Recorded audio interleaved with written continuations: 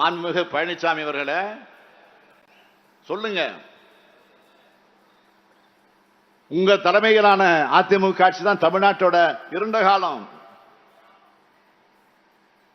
தூத்துக்குடி துப்பாக்கி சூடு, கொடைநாடு கொலை, கொள்ள, தற்கொலை, பொள்ளாச்சி பாலியல் வன்கொடுமை,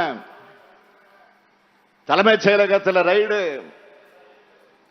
அமைச்சர் மற்றும் டிஜிபி மீதே குட்கா வழக்கு, பெண் எஸ்பிக்கு பாலியல் வன்முறை, சட்டம் ஒழுங்கு என்பதே இல்லாம ஒட்டுமொத்த நிர்வாக இயந்திரமும் முடங்கிய ஆட்சி தான் பழனிசாமியின் ஆட்சி.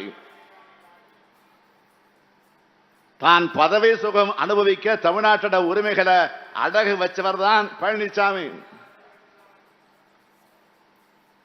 இப்படிப்பட்ட பழனிசாமிக்கு வாக்களிக்க மக்களும் தயாராக இல்லை.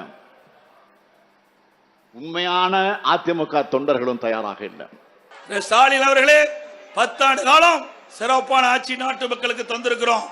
இன்னைக்கு எண்ணற்ற திட்டங்களை கொடுத்திருக்கின்றோம். அதையெல்லாம் தெளிவா நான் சொல்றேன், பின்னாட சொல்றேன். ஆக 2 ஆட்சி என்பது உங்களுடைய ஆட்சி காலம். 2006 2011 மின்சாரமே இல்லாத இருண்ட தமிழ்நாடு. அப்பொழுதுதான் கரண்ட் கட்டு, பேச பேச மைக்கில் பேச பேச கரண்ட் போயிடும். அப்படிப்பட்ட ஆட்சி 2006 2011 வரைக்கும். ஆனா அப்போ அம்மா சொன்னாங்க, 2011 தேர்தல் நேரத்தில் சுற்றுப்பயணம் போகும்போது சொன்னாங்க, ஆட்சி மாற்ற வரும், நான் தமிழகத்தினுடைய முதலமைச்சராக பொறுப்பேற்று 3 ஆண்டு காலத்தில் தடையில்லா மின்சாரம் தமிழ்நாட்டு மக்களுக்கு தருவேன் என்று சொன்னாங்க. உங்களுடைய பேர் ஆதரவால் 2011 தமிழகத்தினுடைய முதலமைச்சராக பொறுப்பேற்றாங்க. சொன்ன மாதிரி மக்களுக்கு கொடுத்த வாக்குறுதி மாதிரி 3 ஆண்டு காலத்தில் தடையில்லா மின்சாரம் தமிழ்நாட்டுக்கு கொடுத்த தலைவி, புரட்சி தலைவி அம்மா. அதே போல இன்றைக்கு தமிழகத்தில் சட்ட ஒழுங்கு சந்தி சிரிக்குது. எங்க போனாலும் கொலை, கொல்ல, திருட்டு, வழிப்பறிவு, பாலியல் வன்கொடுமை நடக்காத நாளே இல்லை. இது அன்றாட நடைபெறுகின்ற நிகழ்வு.